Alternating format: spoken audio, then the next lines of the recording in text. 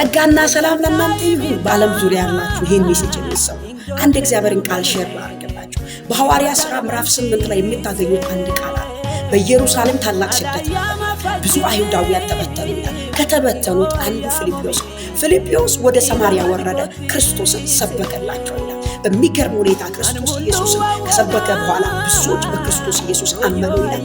ብዙዎችም ከመናፍስት አሰራር ነፃ ወጡ፣ በሽተኞችም ተፈወሱ ይላል። ታውቃላችሁ፣ ኢየሱስ በሚሰበክበት ስፍራ፣ ክርስቶስ በሚሰበክበት ስፍራ አጋንንት አይቆምም፣ በሽተኛም አይኖርም። ምክንያቱም የኢየሱስ ስም አጋንንትን ይወጋል፣ የኢየሱስ ስም በሽተኛውን ይፈውሳል። የስሙ ኃይል ዛሬም ታላቅ ታምራትን ያደርጋል። በስሙ ለሚያምኑ ታምራት ይሆናል። በስሙ ለሚያምኑ ፈውስ ይሆናል። በስሙ ለሚያምኑ ዳንነት ይሆናል። የዘላለም ሕይወት ይሆናል። እመን ትድናለህ ብራዘር።